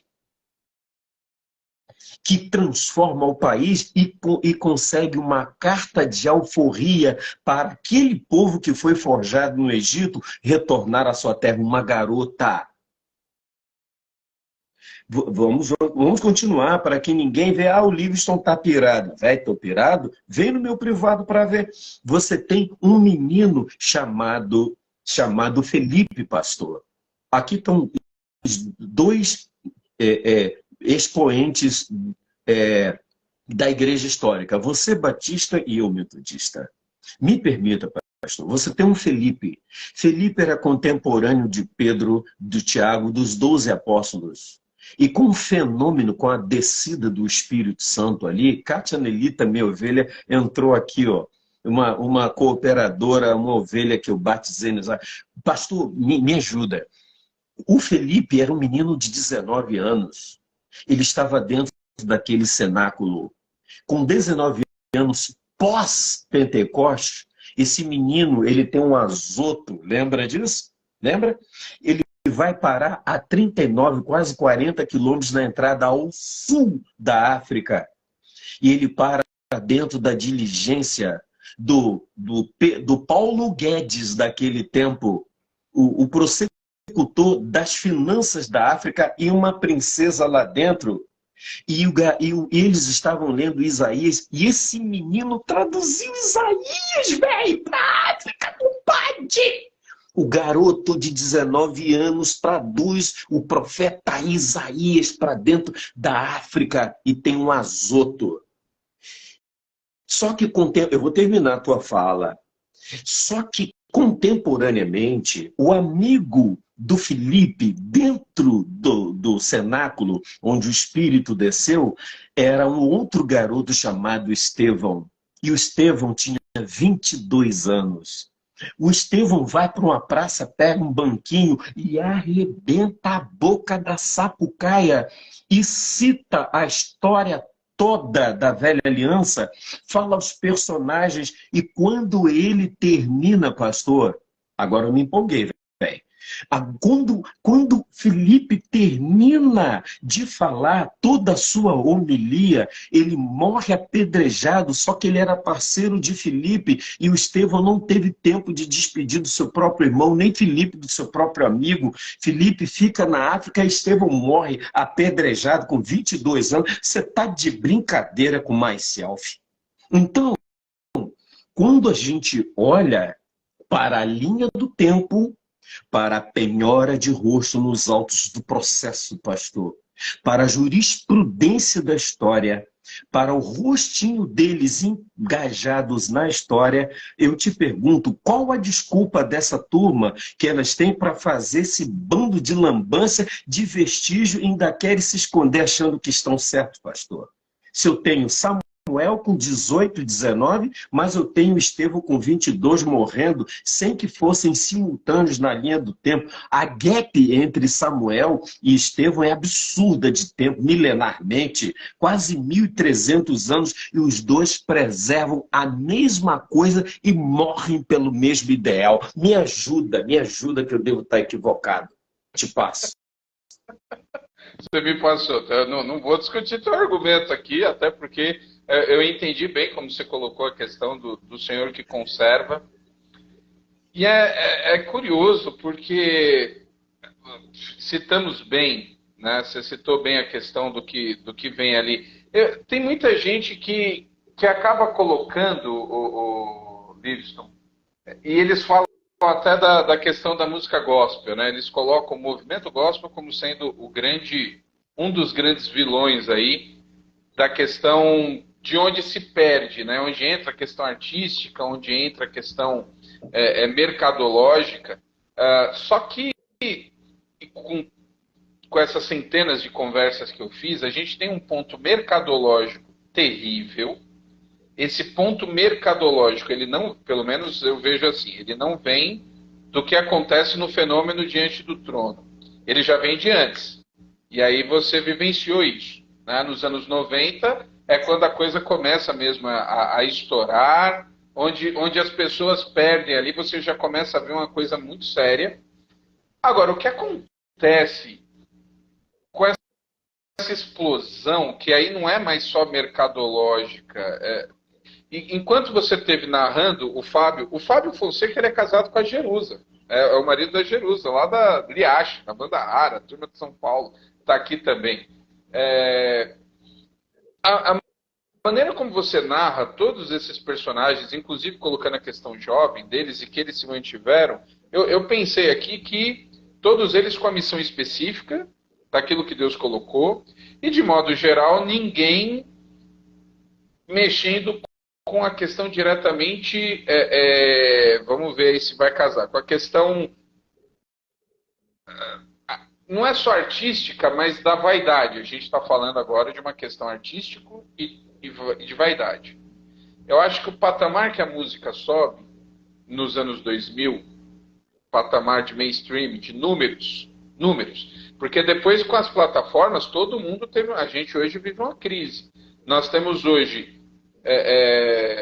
cantores, ícones, isolados com grandes números, mas nós não temos mais um cenário de mainstream.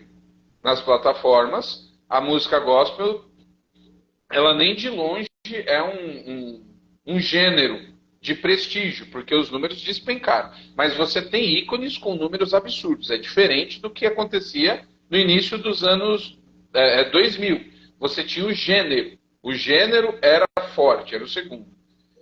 Mas o que a gente vê ali é que realmente a turma se perde nesses anos 2000, em 2010 que a coisa degringola, porque quebra a gravadora, mídia física acaba, essas coisas elas vão desaparecendo. Mas até essa turma que explodiu, até essa geração diante do trono, ela ficou para trás também. Agora, o Livingston, você começou a nossa conversa vai para 1h30. Fica gravado aqui, vai para o YouTube, então a turma que chegou agora pode acompanhar.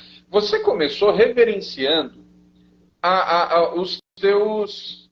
a tua base, aqueles que te motivaram. Você falou muito do Guilherme, você falou de vencedores, você falou de quem te despertou a musicalidade. E isso a gente acompanha, a gente vê inclusive na geração das comunidades o apreço que eles têm pelos que vêm antes. Então você tem ali a turma das comunidades reverenciando vencedores, você tem o Asaf, por exemplo, que é um que percorre essa linha muito bem também, como é querido. A geração do Diante do Trono, a geração da Ana, essa turma que surge no início dos anos 2000, eles reconhecem de onde eles pegaram o bastão, eles fazem isso. Você vê muita coisa da Ana com a Zaf, com a Ademar, com o Bené. Você tem um reconhecimento de geração. Agora, a geração que pega o bastão deles, parece que não reconhece. Você tem essa quebra. Agora, onde é que vou... Mas o problema é da geração que não reconhece ou da geração que não se faz ser reconhecido? O erro está onde? Nessa meninada que você disse do Sub-17, mas que comercialmente eles goleiam, porque comercialmente eles se dão muito bem, ou é só da geração que assumiu? O erro foi onde? Em Veja que bem, momento do discipulado aconteceu o erro? vamos lá. Que seus engajados me escutem, ou continuem escutando. Quando eu lhe mencionei a rede Dagon, eu vou terminar. A rede Dagon é assim. A rede Neurodagon é que no período de Samuel, eu vou chegar na tua pergunta, não se preocupe. O Samuel, a arca era muito disputada já naquele tempo. Naquele tempo existia as Sonys, a Som Livre e Universal, só que os nomes eram outros. O nome era Baal, Dagon, Astarote. Mestre. Então, já existiam. Só que os nomes eram outros. Mas já existia a rede balaquiana de Balaque e a rede dos balaânicos, dos balaãos, dos balaões. Isso tudo é uma rede. Se o seu público não entender, Roger, que isso é uma rede, eles nunca entenderão o processo. Veja bem, o que Dagon quis? Eu estou falando de pós-modernidade e relativismo. O que é que Dagon quis? Dagon era fissurado pela arca do Senhor. O nome de Dagon era Dagon, mas hoje você poderia rebatizá-lo com outro nome. Sony, Universal e Som Livre. Qualquer um desses cabe. Pois a linha do tempo a ninguém frauda. Por conta disso, Dagon não se importava em ter sua mão decepada e pescoço quebrado, como Sambalelê, quando a gente era pequeno. Sambalelê está doente, está com a cabeça quebrada. Sambalelê nem se preocupa em ter ou não a cabeça decepada. Ela pode estar doente, mas ela quer ter a arca. Ela pode estar decepada, mas ela quer a arca. Ela pode estar ferrada, mas ela quer a arca. Tudo que Sambalelê quer é ter a arca por perto. Por quê? Sambalelê, o Dagon, tem os seus protagonistas. Naquele tempo, tinha os adivinhos de Dagon, tinha os artistas de Dagon, tinha os vuduzeiros de Dagon, tinha os cantores de Dagon, tinha os levitas de Dagon, tinha os músicos de Dagon, tinha os sacerdotes, nada diferente dos tempos pós-modernos. A mídia era outra, mas Dagon já reinava soberano. O que Dagon fez? Cara, por favor, eu não sei, eu desisto de ser Dagon se vocês não trouxerem a arca para mim. Aqui, ó. Eric Erdogler, um amigo, uma ovelha lá de São José dos Campos. Então, Dagon, ele tinha obsessão pela arca. Você acha, você e teu público engajado, alguma coisa diferente do tempos pós-moderno? Não. Som Livre, Sony e Universal Music é o triunvirato entre Balaque, Dagon e Astarote e Balaíns, porque eles desejam que a arca estejam lá, que a arca fosse para lá, que a arca migrasse para lá. Em último lugar, para explicar o que é rede Neurodagon, o apóstolo Paulo e Jesus condenou a geração que insistisse em assinar contrato com a Trácia Ferrugem. Isso foi dito pelo dono da igreja. Por isso eu lhe recomendei, eu disse, pastor Ramon, jamais vou lhe desonrá-lo publicamente, mas eu preciso mencionar coisas que vão para além da música, pois o sacerdócio e a música se uniram para assinar contrato com a Trácia Ferrugem, porque Dagon foi extremamente convincente com seus reaparelhamentos, meu amigo. Dagon não poupou dinheiro. Dagon não poupou contratos. Dagon caprichou nos contratos.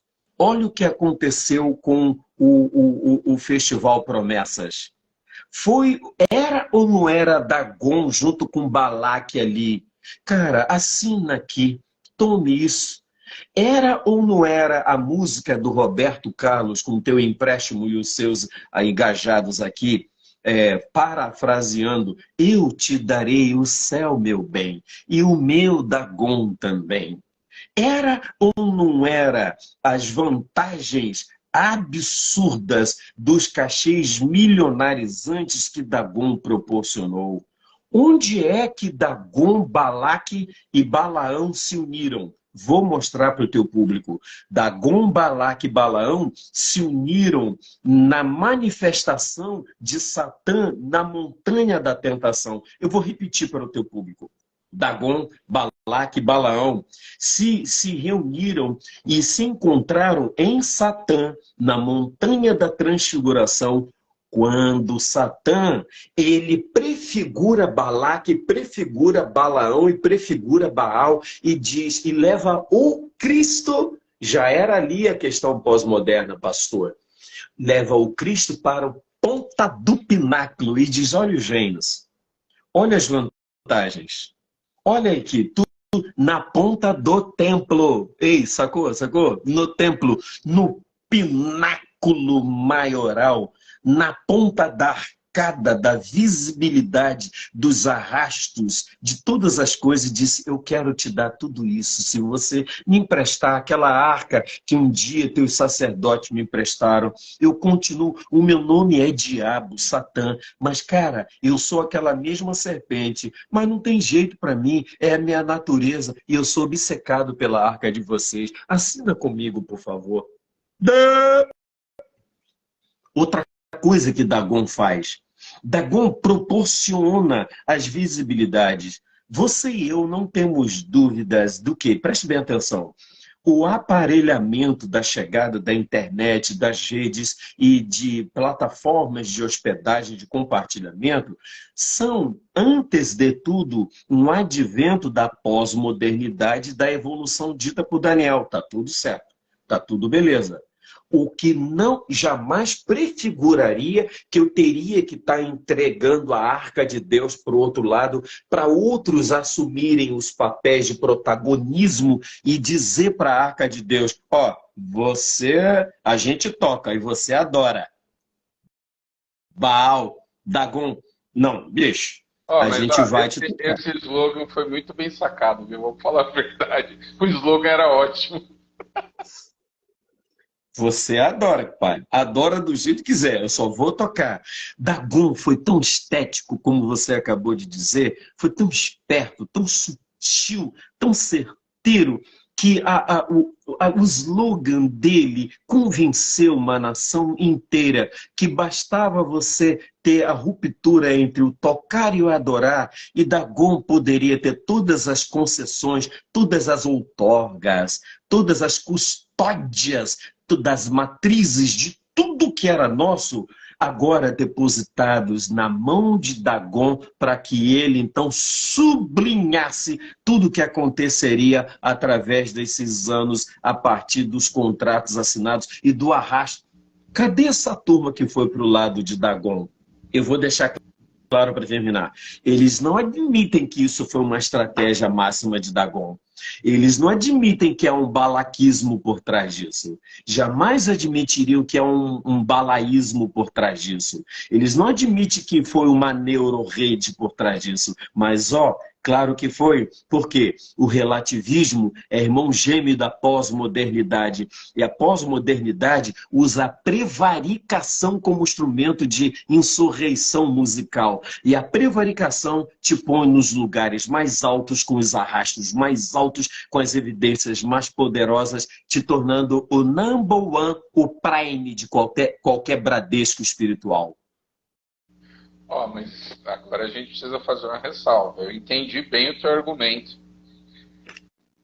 E eu não discordo, muito pelo contrário. Eu entendi bem quando você coloca a questão do se vender, e realmente aconteceu. Mas a gente não pode deixar de lembrar também, Livingston, que mesmo no ambiente só nosso, ou vamos usar o nome gospel, porque é o nome que é utilizado. Você viu e sabe que gravadoras que não eram secularizadas, gravadoras exclusivas da música gospel, também tinham ali seus gravíssimos problemas. Esse universo do meio dos... Na verdade, sempre teve, porque se a gente voltar, a gente vai pegar problemas lá com as primeiras gravadoras. Sempre teve. Onde tem dinheiro, o negócio pega, não tem jeito. Mas eu não consigo ver só na entrada das majors, né, dos grandes players aí, das gravadoras internacionais, inclusive, ou secularizadas, a contaminação. Eu vejo, até porque você falou da questão dos pastores que vão ganhando preeminência. A gente tem um problema seríssimo e que nunca foi resolvido, que na questão das rádios. Hoje a gente tem as web rádios, né? Hoje mudou um pouco. Mas até 15 anos atrás, vamos voltar 15 anos, não é muito tempo não. Cada gravadora tinha sua rádio e cada rádio só tocava a sua gravadora. E para cada rádio, com cada gravadora específica, era como se o universo do lado não existisse.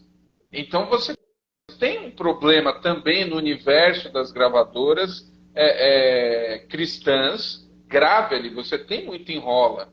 Então eu tenho dificuldade só de entender que o grande problema é na entrada das gravadoras secularizadas. Eu vejo que quando elas entram, a coisa já está meio estragada, ou muito estragada. Dinheiro.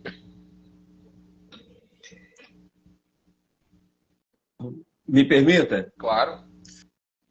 Então, eu estou contigo alinhado, tá? Graças a Deus, meu carinho e respeitabilidade e hombridade de falas. Isso aqui é um símbolo. Não serei pejorativo, não é isso. Mas é que a moeda tem duas faces, beleza? Certo? O que essas duas faces dizem? Elas dizem o seguinte. Veja bem, para que o teu público entenda a parte A da coisa. A parte B da moeda é o numerário, é o valor, tá certo? E a parte A é a imagem. As duas coisas fundidas em um só objeto, pastor. Portanto, você está correto em mencionar que não foi apenas um lado, mas os dois lados, vamos usar a expressão da disputa e da competitividade volátil. Os dois lados disputaram o mesmo objeto. O mesmo objeto. Então, agora, como nós somos de igreja histórica, mas somos pós-moderno, mas bem doutrinadinhos, tu e eu, e o teu público é um público seleto, que não é um público amininado, então deixa eu dizer, a batalha, e não é a conta da carochinha que eu quero lhes falar, eu seria incapaz, mas a batalha espiritual, nos níveis de compreensão, entende-se o seguinte, em um dos, vamos chamar de nível, não é bem nível, mas me permita usar, o nível da batalha espiritual é o seguinte, as hostes dão e recebem, preste atenção, as hostes induzem e são induzidas, as hostes ensinam e são ensinadas, as hostes alimentam e são alimentadas. Isso está no meu livro, Entre Lobos, Cordeiros e Leões. Um negócio avassalador. Então, por conta disso, a pergunta ou o esclarecimento craseado à tua fala é: onde foi que as gravadoras evangélicas, aspas, aprenderam, fecha aspas, a essa evolução hostil, a essa pegada, vamos chamar de pegada, essa pegada hipercomercial? Onde foi que elas aprenderam? Elas aprenderam com as hostes, não tenha dúvida. Porque as hostes dão, elas ensinam. O texto de Efésios diz que os principados e potestades, até hoje, eles aprendem com a igreja. Eles bisbilhotam, eles incidem, eles inquirem, eles têm curiosidade. Impressionante é que as hostes têm curiosidade ao respeito do nosso behaviorismo, da nossa conduta. E nós mesmos não temos. Nós devíamos de estar tendo curiosidade quanto ao nosso próprio behaviorismo e vestígio para aprender com os meus erros. Lembra da música da comunidade do Evangelho, da comunidade evangélica de Nilópolis? Quero aprender com os meus erros e não mais. Entendeu? E nós não. As hostes melhoram e aprendem com os seus erros. Nós não. Nós pegamos duas coisas, vai por mim. Nós pegamos uma glasnost brasileira, saindo daquele tempo, dos anos 80, com uma inflação de 85%, 104%, tá entendendo? Daquele maranhense, do ex-presidente maranhense, né? Me falhou o nome dele, me ajuda depois. E entramos no Itamar Franco. Oi? Sarney. O Sarney. É ele mesmo. Repare bem que eu lembro de um tempo onde o Sarney, lá na conferência de inverno do Robson Rodovalho, Robson Bené, todo mundo lá, Marco Antônio, Sarney de joelho, e aquele tempo bateu 94% de inflação, a igreja estava esclerosada, o Brasil estava virado de cabeça para baixo, atabalhoado.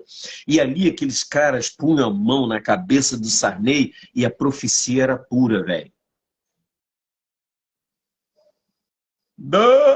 A profecia era pura. As hostes, elas aprenderam com o nosso behaviorismo, com o nosso comportamento.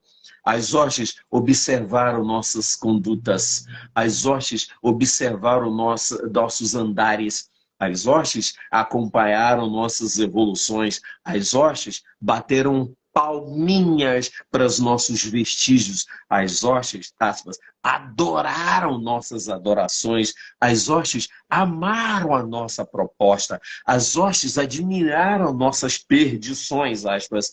As hostes amaram nossas embolações, os emboleiros que nós mesmos provocamos. E isso nos fez com que nós nos perdêssemos no meio da caminhada, quando éramos para termos guardado todos os itens que diziam respeito à arca, à música, à boa cultura, à cultura do céu. Isso era para ter guardado. Nós dois hoje choramos aqui o tal do leite derramado, mas é inegável que o leite derramou, pastor. Aí eu termino. Por conta disso, como uma das premissas da batalha espiritual, entenda o seu público, uma das premissas da batalha espiritual é que as hostes dão e recebem. Quem forneceu esse menu para as hostes fomos nós. Nós que somos os provocadores dos vestígios, dos engodamentos, das ferramentas de trapaças, dos erros e todas as coisas que não tivemos coragem de corrigi-las. Corrigimos algumas coisas super pontuais, pequeninas demais, mas as hostes amaram esse gap que a gente abriu, esse arrombo que a gente fez. E, reitero, com isso, elas meteram o pé na porta da nossa cultura do céu e começaram a ser como as protagonistas no lugar daqueles que Deus levantou como protagonistas e protetores da jornada. Contigo. Rapaz, é muita coisa. Como eu diria, é forte, Brasil. Adorando o papo. Mas, Ibson, eu estourei todos os meus horários aqui. A gente vai para 2 horas de papo já. E com certeza, olha aí, tudo traçadinho. Mas eu quero te agradecer por essa conversa e já digo, né, o pessoal, que vamos ter outras conversas, é óbvio. Inclusive, você já falou aí dos livros. Eu queria que você falasse dos livros. Você lançou um bem recentemente, né? Onde é que a turma encontra? Né? Eu queria que você falasse aí dos teus canais, dos livros, nas plataformas, suas músicas, onde é que a turma te encontra hoje? E em breve a gente vai marcar aí a próxima conversa para falar do livro mesmo, aí, do lançamento. Mas diz para a turma onde é que estão as coisas aí, aquilo que você tem produzido. Pastor, os teus engajados, alguém está dizendo aqui, meu Deus, cabe mais 2 horas, tá uma delícia. Tá, perdoa esse velho mochileiro. Assim, em primeiro lugar, eu escapei de uma morte hostil depois de 5 meses, 6 meses de internado. Eu perdi os medos que eu tinha. O único medo que eu tenho é o temor a Adonai e a Verá. O único medo que eu tenho é da cruz da redenção. O único medo que eu tenho é da cruz da redenção. O único medo que eu possuo e vou até o fim da lida terminar é o medo de jogar pó estragado na sã doutrina celestial. Não tenho mais medo. Levei 5 anos escrevendo um livro acompanhando todos os vestígios da pós-modernidade e o relativismo, conversando com centenas de sacerdotes. Isso não é novidade para ti, como um pastor que você é. Resultado do livro, Entre Lobos, Cordeiros e Leões, faço menção desde Noé lá na ponta, passando por Melquisedeque, e termino João em Pátimos, conversando com Savonarola e Policarpo de Esmina numa fogueira, cantando Glória, Glória, Aleluia.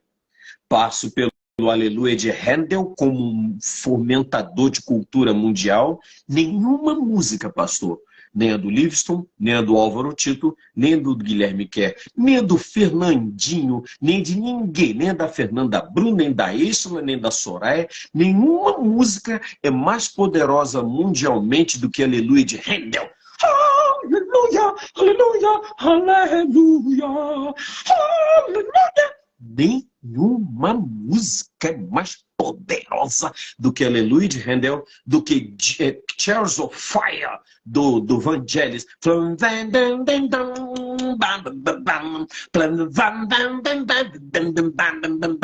Pena que esse é o elemento de cosmovisão que eu não tenho como conversar nessa live aqui. Eu queria conversar com o senhor sobre cosmovisão. Lembrar a esses artistas aí da pós-modernidade a música do Venus, At the River of Babylon, we see the down and we remember Zion. At the River of Babylon, we see the down and then we weep when we remember Zion. Eu queria lembrar esse negócio. Let the words of our mouths and the meditation of our hearts be accepted in our sight tonight. Quando o Salmo 137, junto aos rios de Babilônia, nós sentamos e lembramos de Sião. Bicho, me ajuda, cara. Como poderemos entoar cânticos ao Senhor num país estranho de cativeiro? Penduramos nossas harpas no salgueiro. Hoje não precisa mais. O meu livro conta como a gente pendurou as harpas nos salgueiros de Dagon. E como é que a gente pode fazer para despendurar, para arrancar as nossas harpas de dentro do salgueiro de Dagon e colocá-las à disposição da sã doutrina, do Rei da Glória e do que diz João em Pátimos. Esse é o cerne do livro. Não é um livro onde eu conto que Zaqueu desceu da árvore. É um livro de antropologia, pastor. É um livro de cosmovisão, pastor. É um livro dito, agora eu mandei para o senhor, é um livro que está sendo dito pelas editoras, cujo objeto de conteúdo está raro de ser encarado, de ser dito. Eu termino assim. A gratidão por sua vida, legado e ministério, sobriedade. Eu não quero enaltecer teu canal e nem teus engajados, pois eu perdi o meu Insta com quase 22 mil, que eu levei anos parado até me recuperar. Perdi meu canal no YouTube com 49 mil. É tão pouco nós dois, não é? O senhor disse, é tão pouco que seja, mas é o que a gente tem. Então, eu não quero enaltecer teu canal. Eu quero enaltecer a tua sobriedade, porque hoje, o elemento, a ferramenta da sobriedade, pastor, ela está acima de qualquer pressuposto, porque tem muita gente madura fazendo lameira e besteira. Quanta lameira, oh, quanta lameira. Então, há muita gente madura fazendo besteira e nos falta homens sóbrios. Sobriedade será extremamente diferente de maturidade. Tanto é que aquela menina de 17 anos, ela diz sim para o mesmo anjo Gabriel, enquanto um guardador da Torá chamado Zacarias fica mudo para não atrapalhar um anjo. Olha a diferença de sobriedade para maturidade. Mas não espalha para ninguém, não. Agradecer ao Senhor por ter me suportado aqui. Não sei se eu sou controverso, mas fui um profeta típico. Um guardador das coisas, dos documentos de origem controlada. Eu fui um guardador dos códigos de barra de Samuel, do Rabacuque e do Miqueias. Não quero desgrudar desses caras. Se o senhor achar que um caco de amigo como eu serve para uma segunda live, que o senhor me chame para eu falar de cosmovisão. Com certeza, foi maravilhoso. Não tenha dúvida que a gente vai conversar mais sobre isso. Tem muita coisa ainda para ser colocada. E eu realmente fico feliz. Eu fico feliz com essas conversas. E assim, a gente deixa à disposição, né? Ó, o Lincoln tá aqui, rapaz. O Lincoln acompanhando entre idas e vindas, né? Mas é muito bom. Até porque há pouco entrou aqui o filho do Bomilcar, né? O Nathan Bomilcar tá aqui, ele tá em Portugal. E entrou também o Daniel, que é do Coletivo Candeeiro, que é uma nova geração. E uma nova geração importante aí. Eles têm um talento absurdo e gostam de beber nas fontes ali, né? Depois eu mando no WhatsApp uns links para você. Não sei se você conhece o pessoal do Coletivo Candeeiro, mas é uma turma assim sensacional e é gostoso o Limpston, ou como a turma chama aqui, né? Dom Limpston. É bacana quando a gente conversa com pessoas que atravessaram, que têm a autoridade da vivência, né? Você viveu, você viu, refletiu, participou de muita coisa. Então tem aí algo que é o testemunho, como você colocou no começo, histórico, a testemunha de quem viu, de quem viveu. Continua vivendo, inclusive. Então eu é que agradeço, essa live vai ficar salva aqui, né? Eu vou colocar para o YouTube. Quando eu colocar no YouTube, eu te aviso, eu marco, para você ter o link e divulgar também. E com certeza a gente vai conversar sobre a questão da cosmovisão, os movimentos musicais que a gente acabou não falando, né? A gente falou da trajetória, mas como as músicas vão se cruzando, isso é fantástico. Então, olha só o Roger, nosso Quincy Jones. Rapaz, Roger, você agora foi para cima, hein? Quincy Jones brasileiro, show de bola. Livingston, muito obrigado. A gente vai se falando no Zap. Pessoal que acompanhou aqui, ó, 2h02. Vou salvar, vai ficar à disposição e a gente vai continuar trocando figurinha. Obrigadão, viu? Pastor, em um segundo eu termino, perdoe. Lembrar aos seus engajados que só sente saudade de Zion quem quer remensurar e redimensionar as harpas penduradas no salgueiro de Dagon, em Babilônia. Eu deixo um aviso para despedir de você e dos teus engajados. Por favor, saiam de Babilônia. Corram do meio dela, povo meu, já dizia Jeremias. Isso aqui não é nenhum endoutamento, nem nenhum emocionalismo. Corram de Babilônia, se é que vocês sentem saudade de Zion. E que Deus possa lhes ajudar, as que sintam saudade de Zion, meu Lincoln Lira, pastor. Avisem, pastor Lincoln, Roger Passamani, todos vocês, Bomilcar, avisem ao Brasil a que voltem a sentir saudades de Zion e que retirem vossas harpas do salgueiro de Dagon. Amém. Um abraço, boa tarde para todo mundo, até a próxima.